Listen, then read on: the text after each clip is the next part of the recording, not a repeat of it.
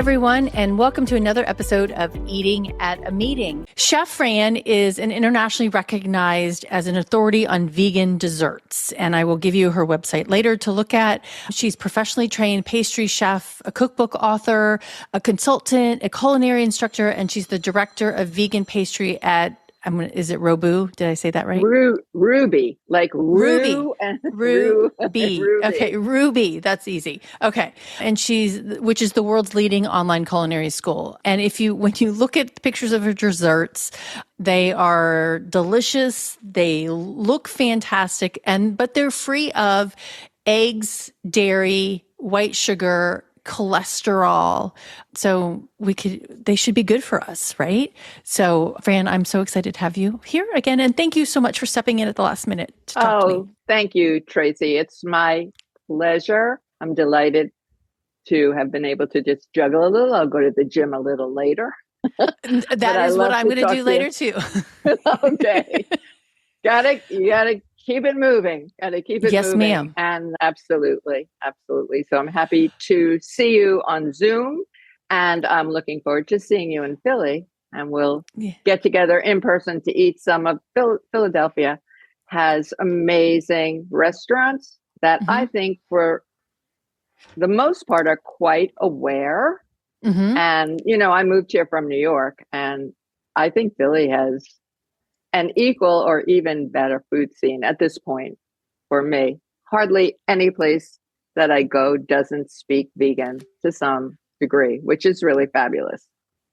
Well, and I think we're getting more and more of it, but I still think that there are some things to tackle. And actually, let's just start with that one thing I want to tackle.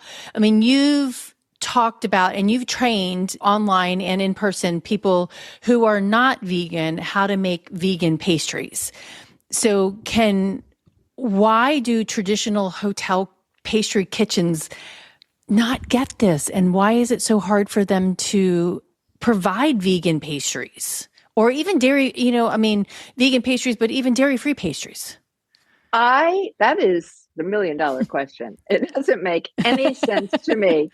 Because whenever, I have done some work in hotels or at big conferences. For example, I presented a demo at the ACF convention, national convention, maybe 2 years ago. It was a hotel kitchen. We did the prep and made my chocolate cake to live for. That's what it's called. And the kitchen is, wherever I am in an environment, like then the staff says, "Oh my God, that was so easy and that's so delicious."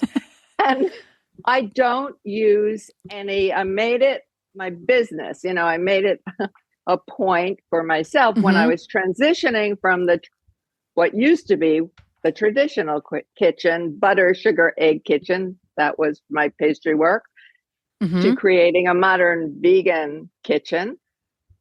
I didn't want to use any hard to source ingredients, and I wanted to keep ingredients as real as possible and quality. So my flours should be familiar to any pastry kitchen. I use organic AP and I use whole wheat pastry flour and sometimes some spelt. And I know how to do things with gluten-free flours. I use real cocoa powder, a quality high percentage.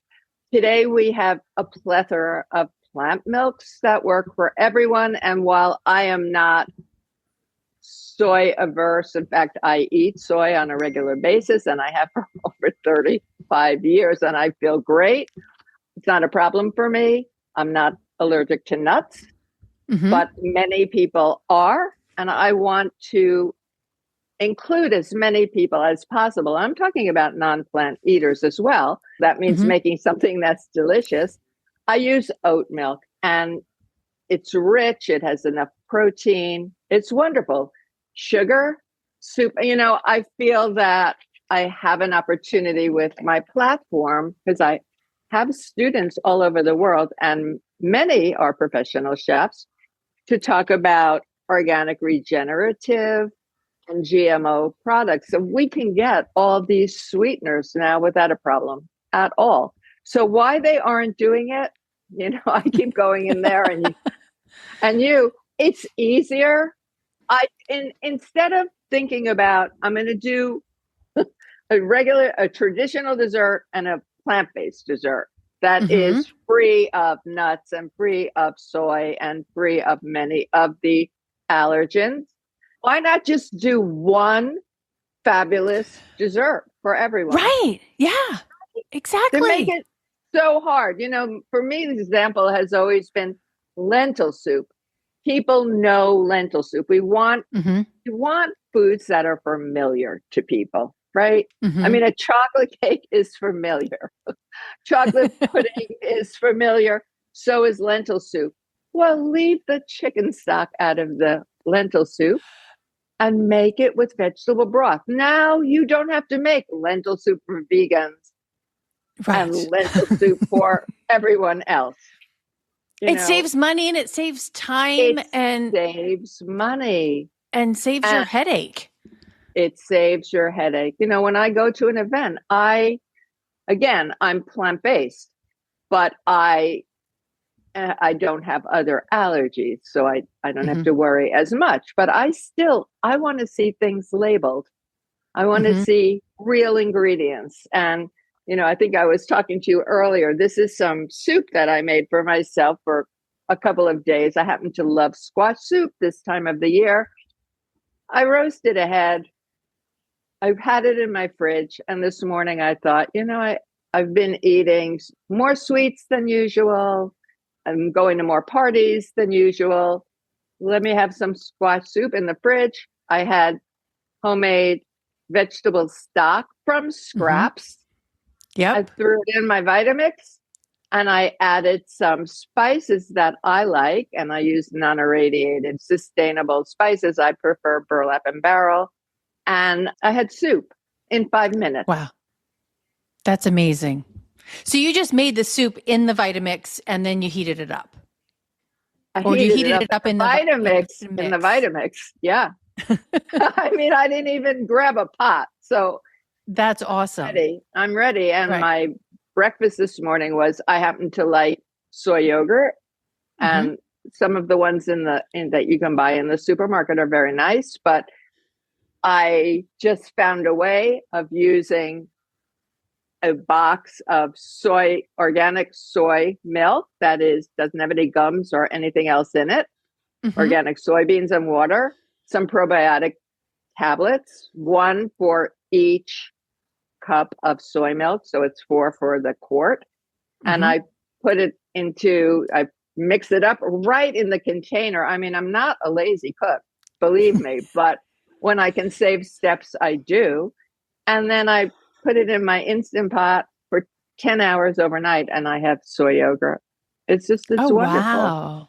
It's That's wonderful. amazing. Again, It's that's saving very, you money. Yeah. it saves a lot of money and there's lots of protein. And Mm-hmm. then, I can add whatever I want to it, my own blueberries and flax and chia and so on. My Mm-hmm. granddaughter was here last week and she loved it. She just loved we want to make food that tastes good. Mm-hmm. There's no Right. point if it doesn't taste good, and serve reasonable portions and then we're good to go.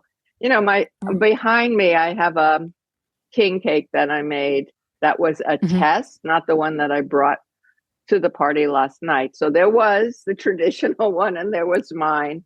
But oftentimes there's just mine because people in my sphere have come to learn that my desserts are delicious. What does vegan taste like? If it's Exactly. Yeah. Oh, well, I mean, if it's still, it's like if Mikey likes it, right? Or let's see if Mikey likes it.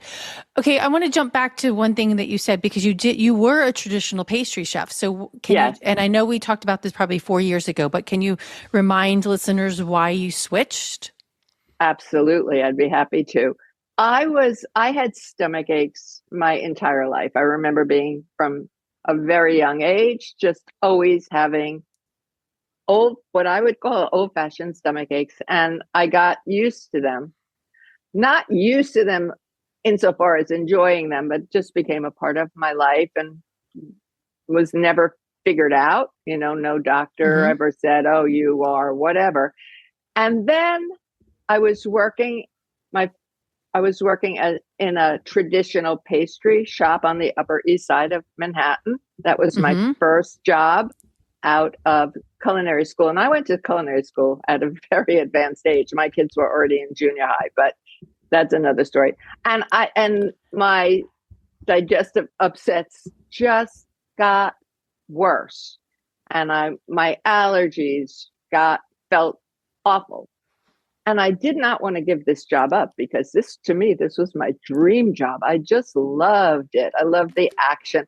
I had eggs on the counter. I had heavy cream. I had gallons of white sugar, but I had to actually leave. That's how much discomfort I was experiencing. And so I started doing some other work. I wasn't feeling happy about it. And, they say when the student is ready, the teacher shows up. I went to buy a beach read kind of book. I was doing some other work. And I was in Palm Desert. And I picked up a book called Food and Healing by Dr. Anne-Marie Colbin, who was the founder of the Natural Gourmet Cookery School in New York City. And I thought, isn't that odd? I am in New York and I don't know about this school. And her idea that what you ate impacted how you felt just made common sense to me. And I scanned the book and I went, oh, I bet I'm lactose intolerant, which I am, you probably know the hard number, but certainly over 80% of people, of adults or children are lactose intolerant today. So my intention was to give up dairy.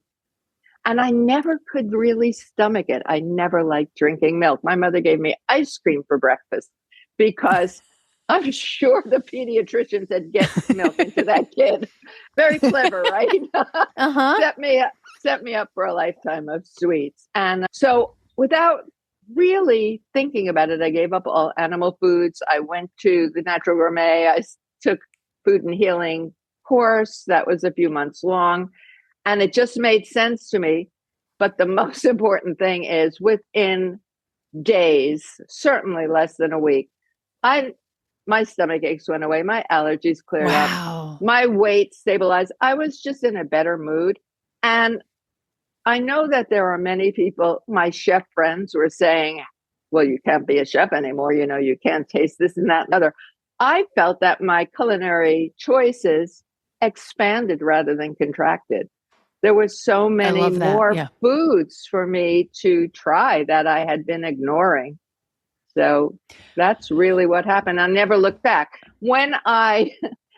And then for a short time, I shunned all sweets because I thought that's not good. And then my son, who was about 14 or 15 at the time, said, Mom, you're not putting a candle in a sweet potato and telling me that's my birthday cake. True. So I went what was available in terms of baked goods. And at that time, we're going back 35 years. Brown, dry and sticky, gummy, no recipes that made any sense. And I just decided I was going to work with what was available in the day, which was not what's available today, to create desserts that were delicious and just happened to be plant-based. So plant-based, that means, no dairy, no eggs, no white sugar, no cholesterol, and they're parve as well. They're for everyone. Okay, so tell everybody about the white sugar. So refined white sugar, or what you see in the supermarket, table sugar it's called, is the only food substance that I am aware of that is refined to like 99%. It's the only edible food substance that we put in our mouths that doesn't have to go through digestion. Digestion starts in your mouth with saliva. It just hits. And so it's actually worse than your pancreas goes crazy. It's really unhealthful. It spikes everything. And for people who are vegan, ethical vegans, this sugar cane is processed through bone char and bleach, and neither of those processes are okay for many people. Now, beet sugar was the sugar of choice for vegans for many years because it is Hmm. not processed through bone char. However, beet sugar in this country is a highly genetically modified crop. And Oh, so okay. it kind of fell out of fashion. But today, we have all these organic cane sugar. This is one brand that I think is quite Wholesome. Okay. reliable, wholesome. And now they're doing regenerative as well. So you use it one for white sugar. And Hmm. anyone who is baking or doing desserts knows that old fashioned desserts were very sweet. I cut the sugar somewhat, but my first boss in a vegan restaurant said, I took all the sugar out of the brownies, and he's Costigan. We're making brownies, not brown bread. Put the sugar back in. Right.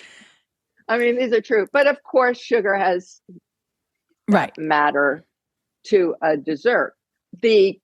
So there a small percentage, you can't really see it here, a small Hmm. percentage of the molasses that is inherent in the cane Hmm. remains in this organic sweetener. And by the way, organic and vegan sugar are one and the same, and oftentimes they are ethical as well.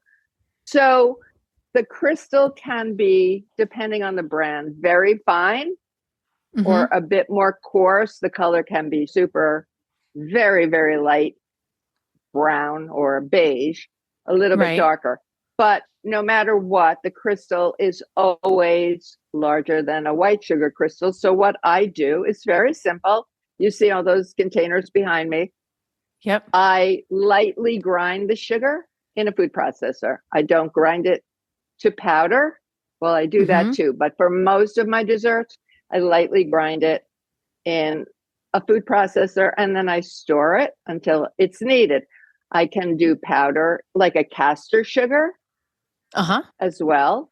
And we have coconut sugar that we like to use, also sucanat or whole sugar cane. Okay. Natural, it's got all different names, is the sugar cane without the molasses extracted. So it's a very nice sweetener. I use that sometimes instead of brown sugar. So we have all Okay. those choices in granulated sweeteners, and then there are liquid sweeteners as well. Wow. But Okay. all of this is readily available to all Hmm. chefs, to restaurant chefs. They come in big quantities for people to use. Yeah. So just talking about those chefs again, what was the ones that have taken your class? What is their biggest aha moment? Like when you're teaching them about turning vegan, making vegan pastries. They just can't get over how good things taste. They're like, oh my God, that was so easy. And I have these ingredients. I mean, maybe going out to find some agar, which is Hmm. the vegetable that's derived from seaweed. Hmm. But it's a gelling agent that has been used for millennia in Asian cuisine. So it's not something that's made up and it's not highly processed. That is a substitute for gelatin. It's Hmm. actually easier to use if you understand. In terms of the giant wow factor has been my chocolate cake, which is a 2 bowl cake with no apparent egg replacer. That's something that we Hmm. can talk about as well. Yep. And I went back to, well, what did they do during the war when there weren't eggs available? They used chemical leaveners, baking powder, baking soda, and vinegar. Boom, you have a nice cake. It's amazing. But Interesting. aquafaba, which is the liquid from cooked chickpeas, when my Right. students do their baked Alaska assignment, they just go crazy.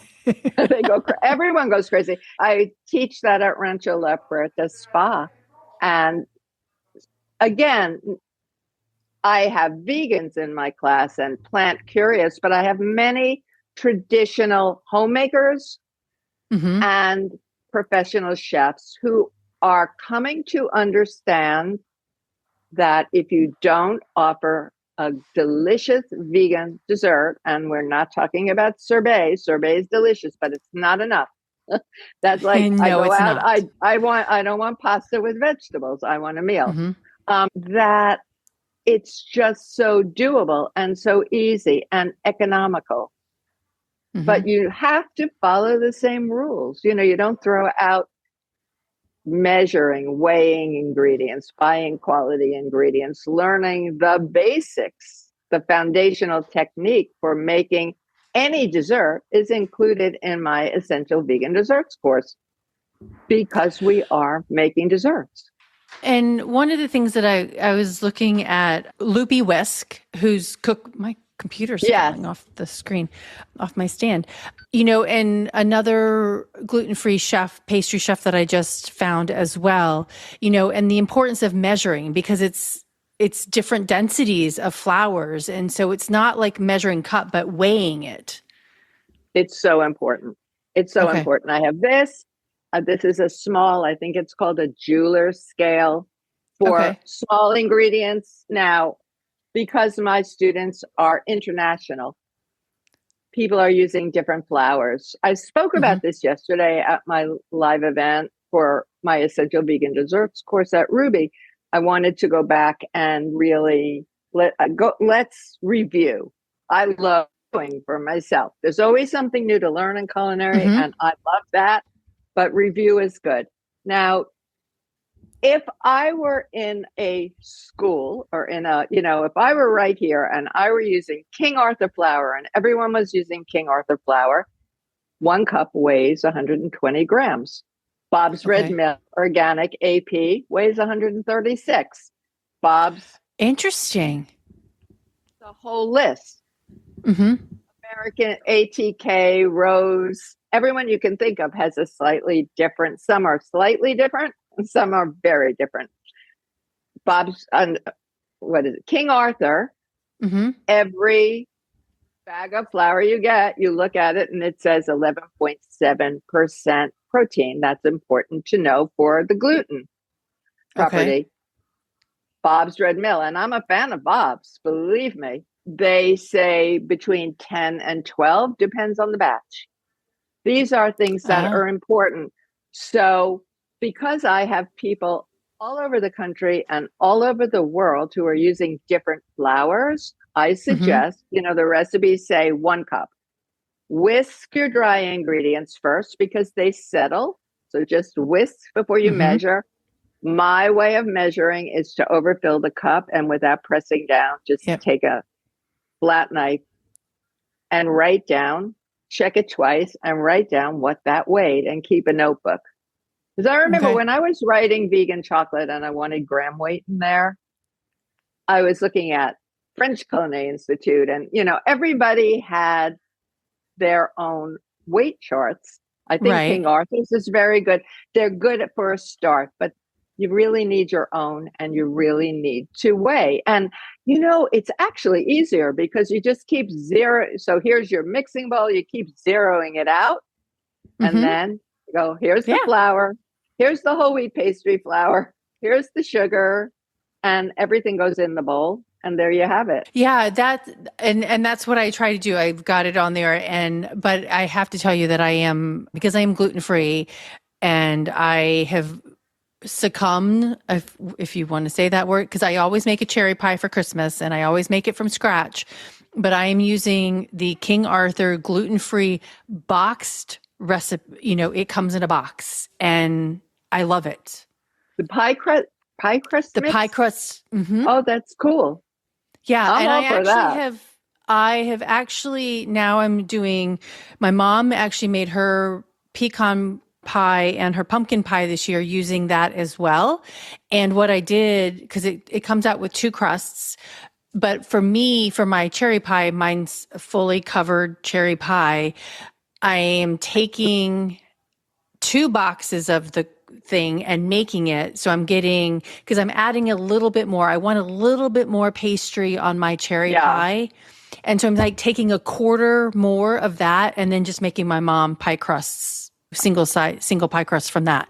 But that's what I've been using. I'm cheating in a way, but it's simple. Well, I don't think that's cheating. I think that's Okay. practical. I really Okay. do. Now, my gluten-free all-purpose flour mix of choice Mm-hmm. is the Bob's Red Mill 1-to-1, comes in the Mm-hmm. blue bag. and it's complete. There's some xanthan in it. I know Mm-hmm. I'm hearing more and more and more from people about the problems they're having with gums. Mm-hmm. But there's a small amount in there, and for certain gluten-free, I, I I would be surprised if the boxed pie crust mix doesn't have something like xanthan or guar in it. It probably does. We could Yeah. run down and get it, but But yeah. then Yeah. Mm-hmm. it's a very small Right. amount, and you're not eating pie every single meal, every single Right. day. Yeah. That's the way I look at it. I don't like when I see in a recipe or a book, Mm-hmm. whether, I caution people about well, they say, that didn't work for me. Well, where'd you get the recipe? Well, I found it out there. Yeah. Well, okay. Let's stick Yeah. with reliable recipe writers and chefs. But I don't necessarily think if I'm doing a cake that uses 50% all purpose flour and 50% whole wheat pastry flour, which is my choice of flour mix. I think the whole Mm-hmm. wheat pastry flour adds some flavor and some nutrition, Right. although I don't desserts as necessarily, a cake as you're going to get in nutrition, but Right. less harmful for sure. I don't think that I see all the time use that or equivalent amount of gluten-free flour mixes. I don't think that works. They behave differently. Mm-hmm. They suck up liquid differently. Mm-hmm. The temperature is different, but it's certainly doable. I mean, one of my favorite recipes, and again, I'm not gluten-free, but I'm very aware of that for people. One of my favorite recipes is a gluten-free brownie that stays fudgy. There's prune puree in it, Oh, which really keeps them fudgy. Prune puree was used a lot in French bakery items. So it's interesting. not really Yeah. making things up. We're Mm-hmm. looking at, I think, traditional ways of doing things and doing them Mm-hmm. differently. You know, Right. there are so many desserts that are naturally gluten free. Mm-hmm. A chocolate truffle, for example, Mm-hmm. made with oat milk and a high percentage of a certified gluten free chocolate is gluten free and Yeah. quite delicious. One of my favorite truffles is made with tahini. It's fabulous, but I know that sesame seeds are a highly allergic food. So Mm-hmm. I'm careful about them. And I think, labeling and keeping items separate is critical. It really, really is. And, yesterday, I posted a picture from a cafeteria I was in, and the digital menu board said chicken quesadilla and then cheese quesadilla, and it said contains wheat and dairy. And then it came down to the bottom, it said nachos, but it didn't have any allergen kind of labeling. And it gave you, lettuce, beef, chicken, whatever. Beef was spelled meat was spelled MEET. Oh my goodness. I know. I did tell them, I'm like, you need to fix that. But I was asking, I'm like, there's no labels on that? And the guy's like, hey, the spice probably is not gluten free. And I'm like, okay, tell me about that. And he pulled out the Lowry's taco seasoning mix Oh, and brought it to me. And right smack in the middle is wheat flour in it. So I'm glad that I've asked, and I'm glad that he took the wherewithal to show that to me. But that is a hidden ingredient. And you were just talking about the labeling, and it's like, it's so important, not just for me as a person that's gluten free, but also as somebody who's vegan or who is kosher, right? Understanding what those right. ingredients are is imperative. And I'm like, I don't want your recipe. I just want to know if it's going to hurt me. Yeah. And again, I think the work you're doing is so tremendously important. And thank you for that. I don't have allergies other than not wanting to have dairy or animal Mm-hmm. products, but I read labels all the time. I am amazed by what you find on a label, Mm-hmm. and hopefully they're all disclosed. Now, people used to say to me, what makes chocolate vegan? And way back when, I thought that was a silly question. Then we know there are no silly questions. But I was like, well, if it doesn't have dairy in it, it's vegan. No, we want the sugar to be vegan. But today, I have found milk powder listed on labels Really? of chocolate bars. And as chocolate becomes more and more expensive, and I'm sure that you are reading about the like chocolate flavored chocolate, you're going Hmm. to see more milk powder in chocolate. So you need to know who your purveyors are. You need to read labels. You need to understand what's going on and Well, even support. those, sorry, I didn't mean to cut you off. No, I was going to say support those companies that are being Right. transparent. And yesterday we were staying in a hotel and I made my mom some coffee and she doesn't use creamer, but it made me look, it says dairy-free creamer. Some of those dairy-free creamers are not dairy-free because of milk powder or something like that. Right. Isn't that I'm like, why do crazy? you call it that? I know. Yeah, It's crazy. And they have so many ingredients in that little bitty thing. exactly.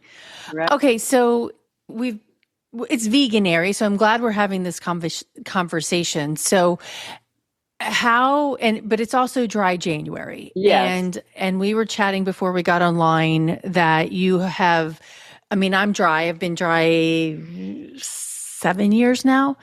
And but you're towing in it, I guess you could say, right? Can you let's talk about dry January from a perspective of being vegan as well. Is there a way to do that? Is there consideration in that, or is just dry January? Why are you choosing to do that?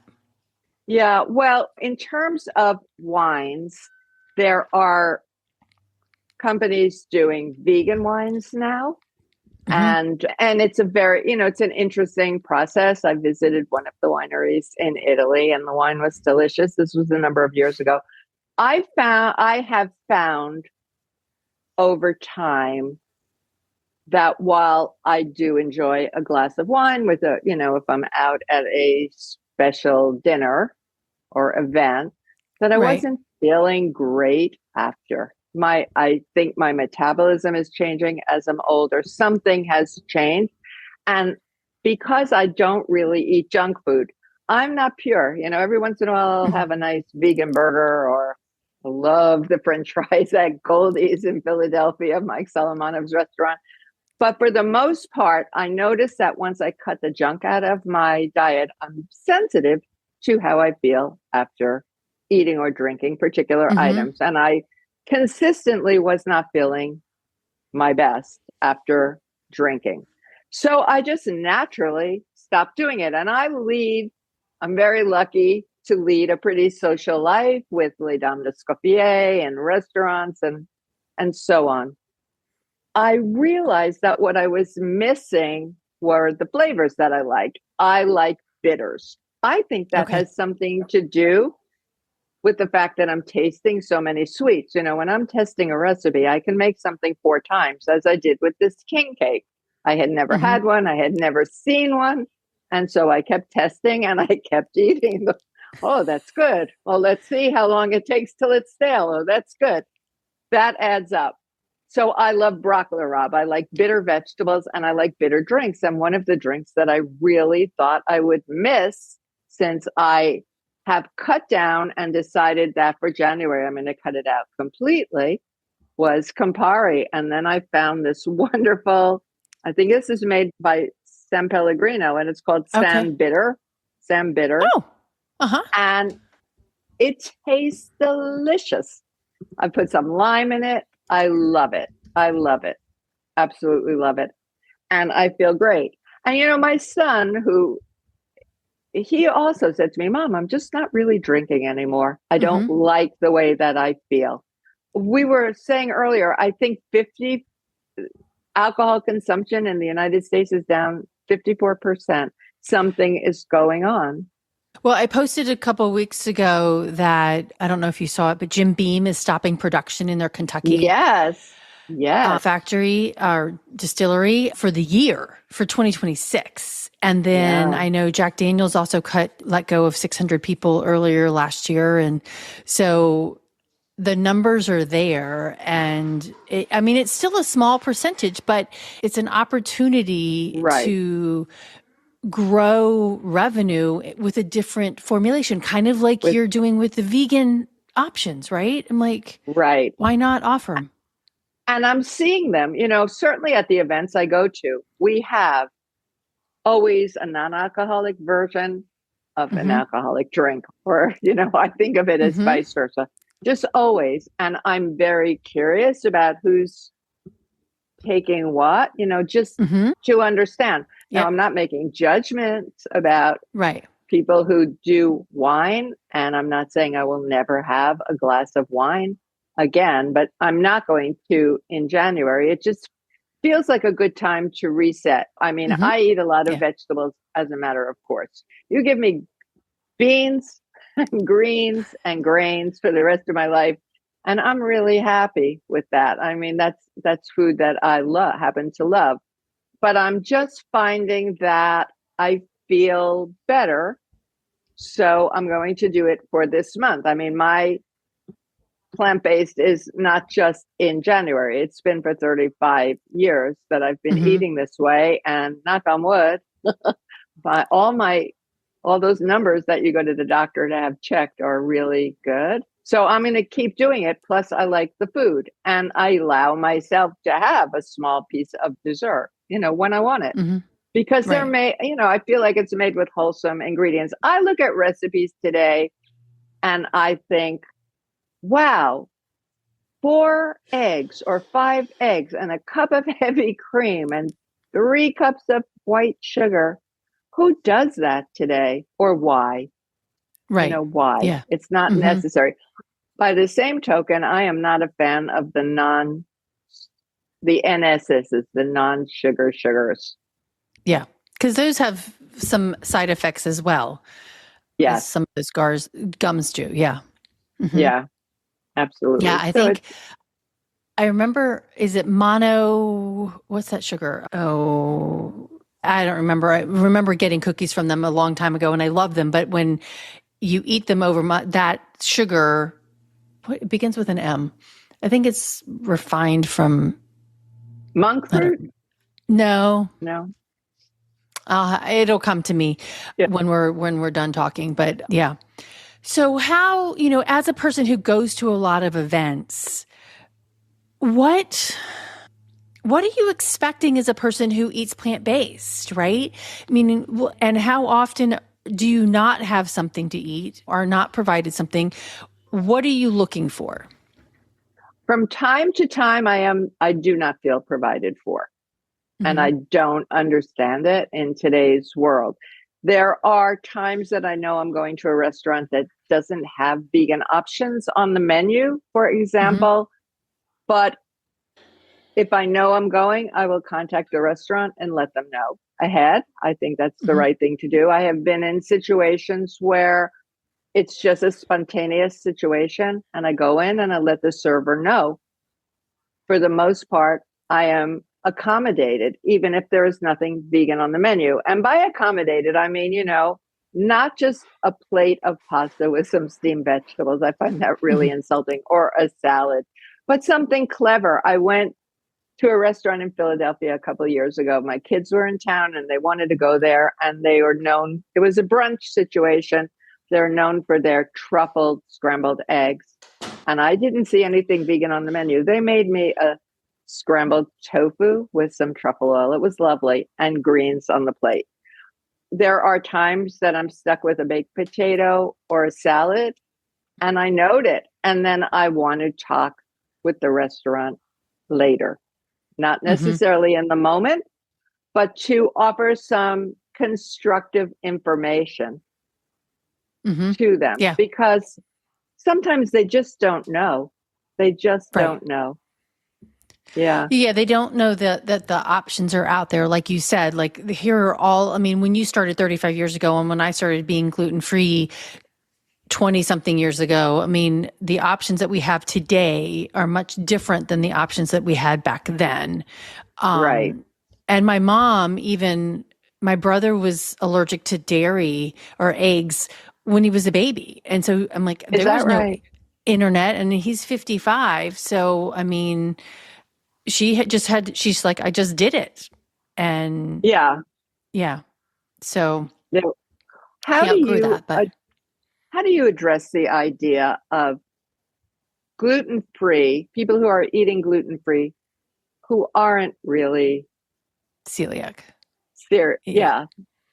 Yeah. And then they're eating all the white starches instead of whole grains and so on. I know your diet is varied. I think there has to be some education Mm-hmm. around healthy gluten-free choices. Oh, 100%. People think that eating gluten-free is healthy. Gluten-free, I mean, there's a Nature's Bar. I think that's the brand of it, but there's a gluten-free fig bar and there's a regular fig bar, right? Same. What It's Nature's Basket is the brand, and we eat it here. My dad eats the non-gluten-free one and I eat the gluten-free one, but it, what's the it's still, difference? I guess just the fig part, and it's made, we eat the blueberry flavored one. So I guess it's the cake that's the difference part of it, but it is still full of sugar, right? I mean, Yeah. it's a cookie. So Yeah. it's not like, and then when you're thinking gluten free, I mean, we make the King Arthur gluten free pancakes and waffles here in our house. But that still has sugar. Both of those have sugar in the mix. So it's not that it's necessarily healthier to eat gluten free, but it's healthier for somebody who gets sick from gluten. Exactly. Yeah. Exactly. Yeah. And I think, one of the reasons that for the most part I don't use mixes or I mean there are a lot of people now who say they buy Betty Crocker cake Mm-hmm. mixes and instead of using the egg, there's a way to just Right. make a vegan cake.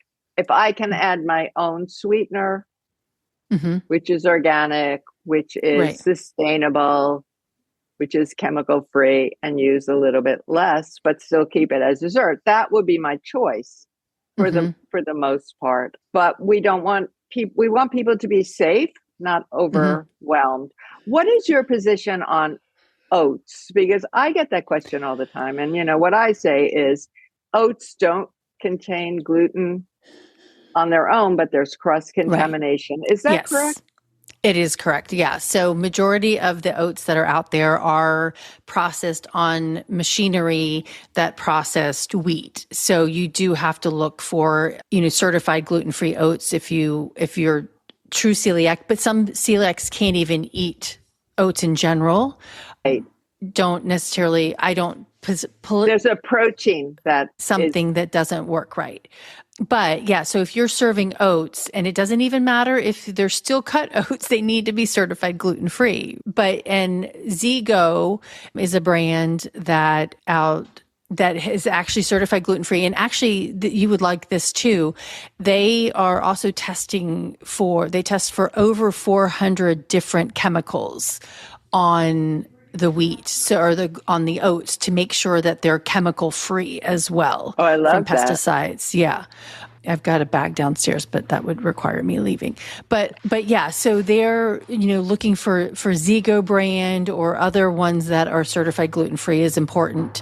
And the oat milk, and looking at the oat milks, I'm like, there's a lot of them that have gums in them. I think Malk, MALK, doesn't, but a lot of them have gums in them too. So Lots of gums. Yeah. Oatly came out with one that's called Oatly. Simple. Okay. Simple. And it doesn't Hmm. have any gums.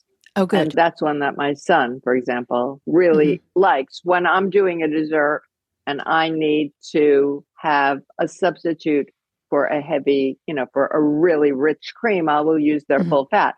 But there are ways to take the leaner milks or Hmm. make your own. Nothing Right. to Hmm. it really, but time, less expensive, and then you don't have gums in them. And then just add some extra fat to them. I did an experiment with, I wanted to show my students Hmm. and followers that, people say, well, when you make your own nut milk or oat milk or, grain milk, it separates. You have to Hmm. shake it. So I poured some Oatly Hmm. into a glass bottle and let it sit. And that's, when the container says shake, that's what you do. You shake well. There's a reason for it. I'm using chocolate. I'm using fine chocolates that are Mm-hmm. ethically made and are high percentage, because the higher the percentage, the lower the sugar. I'm looking to Mm-hmm. see if there's lecithin and, what other things in them. But for truly gluten-free I people, love them. Yep. I use Yep. this. I don't like their white chocolate, but most white Okay. chocolate is, Valrhona has a new white chocolate, and white chocolate has been the holy grail for the vegan community. It's delicious. It's made with almonds. So that leaves out a Mm-hmm. large percentage of the population. But Right. then again, they're just, and we're really talking to the restaurateurs and the convention centers out there. You don't have to reinvent the wheel anymore. You Yeah. can, for people who want absolutely sugar-free, gluten-free, Yeah. let's make some beautiful baked apples, poach some pears. What could be nicer? You Oh, know, I love that idea of a poached pear. That's awesome. Yeah. gorgeous, Mm-hmm. gorgeous with some beautiful, depending what's in season, get something red or red syrup on there, raspberries or cranberries. I prefer to do Mm-hmm. seasonal eating. So I love cranberries. Oh my gosh, it's just gorgeous. And they can look fabulous. If you could drizzle with a little bit of chocolate. You could do some ice. I mean, there's a lot that you Mm-hmm. can do with that. And Oh, that sounds so good. people forget about this. It's like, Yeah. and it's not expensive and not especially labor intensive either. Yeah. Well, and you Yeah. showed something on your Instagram feed that you did cranberries in the Vitamix, and I love the fact that Vitamix commented on what you did. Yeah. Yeah, you made a juice just before the holidays. Yes. All I did was I washed my organic cranberries and I was like, well, let me just see what goes on here. Added water. I wanted to make cranberry. I like tart flavors. I really do. And I just made myself some fresh cranberry juice. It was fabulous. Maybe I added a little sweetener. I know I added lime to it, but it Mhm. was so enjoyable. It really Good. That's was. awesome. Okay. I have a couple of rapid fire questions that I want to ask you. Okay. What is one kitchen habit that you wish every kitchen venue practiced? Oh, that's got until tomorrow. That's for sure. I people wearing gloves, and I wear gloves when I am tossing or coating, touching my food. But I see that people aren't changing their gloves. They go and answer the phone and so on. I think there needs to be more awareness about serious hand washing and changing gloves. Oh, that's huge. I love that because it is. I mean, you're touching food that people are, especially raw vegetables and stuff. That's people are going to Yes. eat those right away. Yeah. Yes. What's the most misunderstood part of vegan pastries? Oh, that they're hard to make, that you need to refit your kitchen with ingredients particular to vegan pastries, instead of Hmm. understanding that it is a traditional pastry kitchen pantry and that they're going to taste good for what they are. In fact, they're they're not. I mean, Right. we are both members of Les Dames d'Escoffier International, different chapters. And for example, we had our holiday party in December, Hmm. and I was specifically asked to bring my orange almond olive oil bunch cake because Oh. people have been tasting this cake and loving it. Hmm. And there was the traditional dairy egg Hmm. dessert, and then there was these two cakes. And I got a call later from our member who organized the event saying the servers and the cooks at this venue were eating the crumbs of this cake. Truly. So spoken to the chef, and she just was saying she had no idea what plant-based was. She didn't Wow. understand it, but here she was eating the crumbs. There's a thing. It's still making dessert. And in many cases, it's easier. It's just, you're Mm-hmm. going to make meringue from aquafaba. You don't have to worry about raw egg whites, salmonella, or Mm-hmm. overbeating your egg whites. It's simple. That's so true. And that meringue is so good. I mean, Isn't it wonderful? yeah, it really is. Okay. One ingredient you hate seeing wasted. Oh, I don't like food waste at all. So I repurpose, I try to use every bit, really, root to tail of my vegetables. And if things are going a little south with my vegetables, I put them in the freezer and make stock. When Mm-hmm. I have a cake or a cookie that is a little past its prime, I Mm-hmm. never waste that. So I don't waste desserts. They go in the freezer. Cake or cookie crumbs become a press crust or a topping Oh. on a chocolate pudding. Super easy. Or people do cake balls all the time with that. A little bit Mm-hmm. of leftover ganache, a little bit of leftover frosting, make a ball, put it in your freezer. So Oh, I am absolutely in love with that. I I have a love freezer. those Yes, ideas. so easy. It's really Yeah. easy.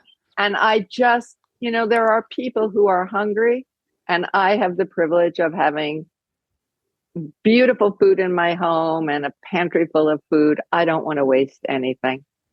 No, I agree with you. Okay. Two more questions. One question that event planners should always ask their hotel or convention center or catering partner about what they can produce, plant-based. What's a good question to probe about that? Oh, that's a very interesting question. I think that we can ask them about what they stock, because Mm-hmm. most kitchens will have grains, will Mm-hmm. have some dried beans. Talk about, when you serve the non plant based, or however when you serve your traditional salad for Mm-hmm. your dinner or lunch, how about putting some chickpeas on the salad for protein? Mm-hmm. Just give them a help on what they can do so that I believe in protein at every meal. I'm not protein crazy. I think in this country, we're a little nuts about it. I don't know anybody let me not say that. There are people who are food insecure, but for the most of us, we're getting enough protein.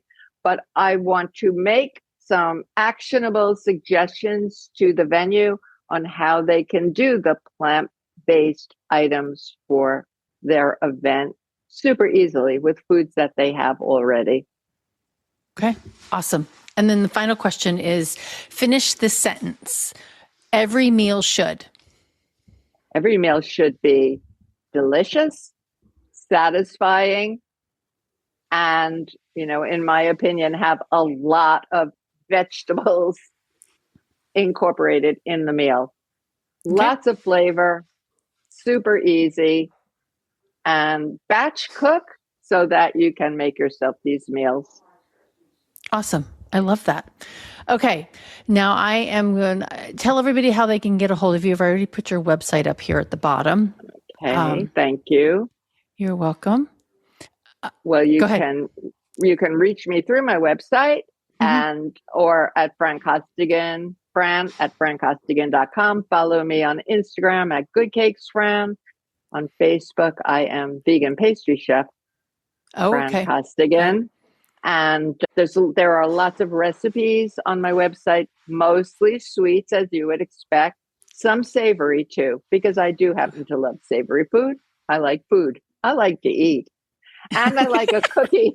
To me, a cookie, I like crunchy cookies. A little cookie after a meal, to me, is like the exclamation point. Meal's Yeah. done. Meal is Yeah, done. meal is done. Well, thank you for stepping in at the last minute My pleasure. when my guest had to go take care of family business. And I really, really appreciate it. It's good to see you. And I will see you in person in like 5 days, 4 days. Great. Look forward to it. Yes. Thank you, Terry. Thank you very much. It was lovely to talk with you. Take care. Likewise. Thank you. Have Bye. a good day. Everybody, thank you for tuning in. This is the first episode of the year, and we're going to kick it off next week. I'm interviewing a chef from 12th Street Catering next Wednesday in Philly from their catering kitchen. So I'm excited to bring you them. Until then, stay safe and eat well. Thanks. Thanks for listening to the Eating at a Meeting podcast, where every meal matters. I'm Tracy Stuckrath, your food and beverage inclusion expert. Call me and let's get started right now on creating safe and inclusive food and beverage experiences for your customers, your employees, and your communities. Share the podcast with your friends and colleagues at our Eating at a Meeting Facebook page and on all podcast platforms. To learn more about me and receive valuable information, go to tracystuckrath.com. And if you'd like more information on how to feed engagement, nourish inclusion, and bolster your bottom line, then visit eatingatameeting.com.